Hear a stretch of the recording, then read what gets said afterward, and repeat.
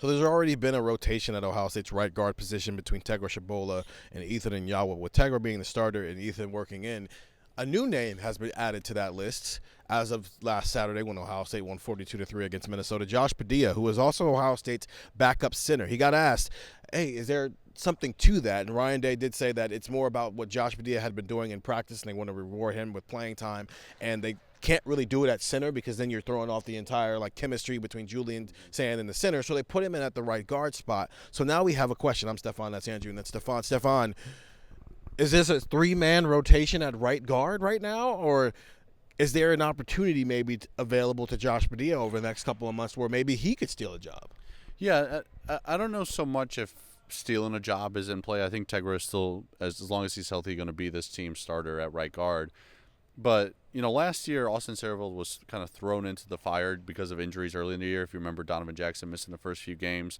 But as the season rolled on and things reshuffled and whatever, right guard was kind of where they started to rotate a bit more, and we saw a bit more Austin Saraville, especially in the playoff. We saw a ton of Austin Saraville. He played both left and right guard, but, Luke Montgomery's – yeah, now he's playing left tackle.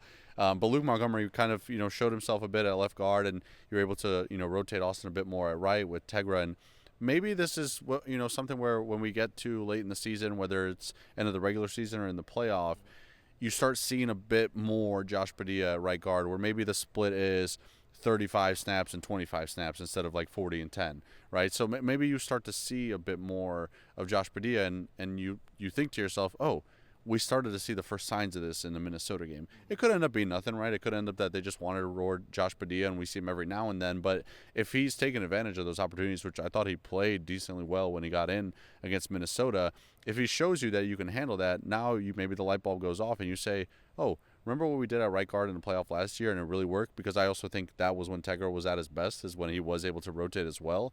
Okay, maybe Josh Padilla is that guy. Maybe it's not Ethan Onyawa, but as the season progresses and we see more of Josh Padilla, it would not surprise me if we get to the playoff and there is more of a split, closer to 50-50 between Tegra and Padilla at right guard. So it's one of those things where it's could we get to the end of the season and Tegra is Ohio State's right guard? He plays a majority of the snaps at right guard every single game. Yeah, that could absolutely happen. Would it surprise me because of what we saw against Minnesota to see Josh Padilla become more of a factor? No, it wouldn't surprise me at all. Hey, Andrew. This is our anti-rotate on the offensive line guy. As we stare at a banner where they rotated on the offensive line. But that was, I get it, that wasn't completely strength. Some of that was your offensive line fell apart. They have no injuries on the offensive line so far. I'm going to find some wood to knock on later. Are you now all in on rotating on the offensive line, especially if it's at a spot where it feels like you're not completely sure about the starter, but you do have guys that you can work in from a place of, it can be from a place of strength because you have options? You're still not with it. Gold trophy's not enough to get him. So we had talked about this, Steven and I, on the podcast, where it's man, this team really dispels a lot of notions going into a national championship. You can win with a third quarterback, you can win with a third left tackle and a third this and blah, blah, blah, blah, blah. You could win with a whole bunch of stuff where it looks like it's going to be just crippling for the season. The thing that I'm thinking, though, with right guard is Josh Padilla just might be your best option. And you're good at left tackle. You're good at right tackle. Great. Tackles have been really, really good for Ohio State this year with Saraville and Daniels. Luke Montgomery's been really good. Carson Hinsman's been really good. Okay.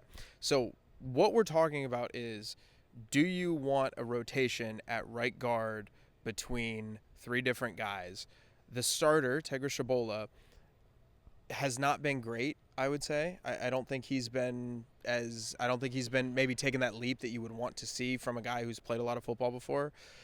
Ethan Nyanwa, we thought he was going to be a tackle. He's kind of been pretty clearly just a rotational piece for this offensive line.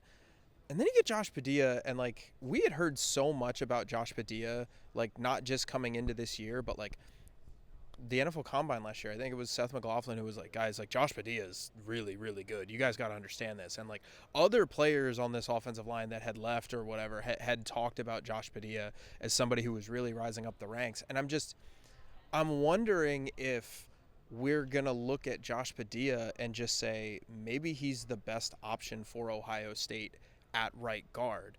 And if that's the case, I mean, there's a reason why we're not talking about rotating at tackle with Daniels right now. There's a reason we're not talking about rotating at guard with Montgomery right now, and it's because we're like, those dudes are really good. Don't take them off the field. Why would you do that?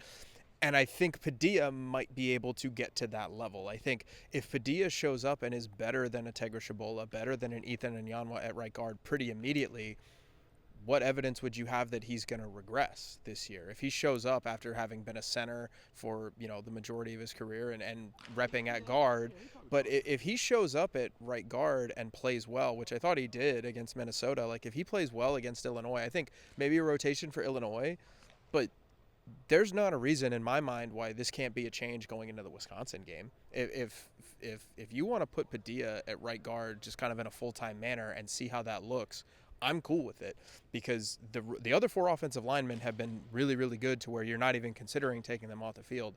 And personally, this is my opinion on it. The reason I'm not looking at the rotation is because I think Padilla can get to that level. Okay, I can get around that.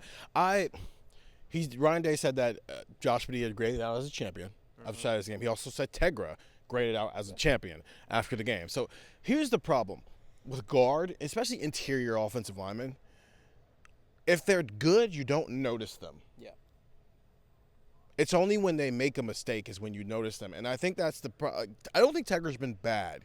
He just had these moments, and because he's a guard, you notice when he's had these moments, right? The false starts. I think he had a moment this past game when they were trying to kick the field goal where that was what that was. Like, Tegra came out late when it doesn't seem like he was supposed to come out late because he thought he was coming off of the field. Minnesota took advantage of it and did what Brett Bielema was going to try to do a lot this weekend and sent the sub out there late, and now Ohio State's got to wait for that sub. That ref doesn't move. You get a delay of game. You can't afford that. Now you got to burn a timeout.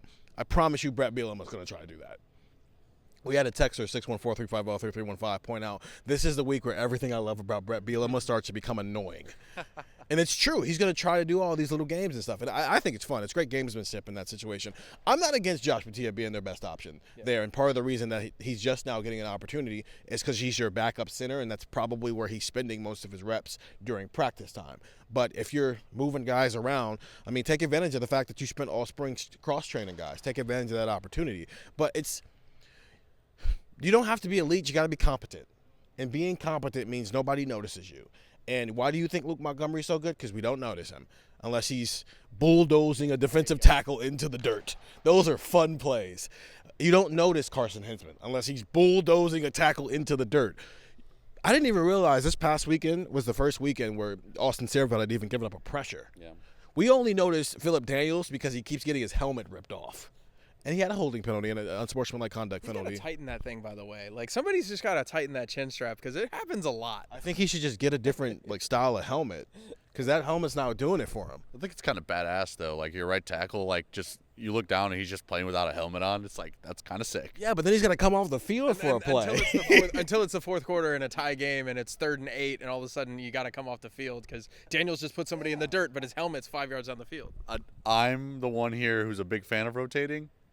If that's what it takes, let Ian Moore get in because Philip Daniels just looks sick out there. Listen, I'm all for. We love everything about Philip Daniels here. First and foremost, let's make that. But it's again back to the point here.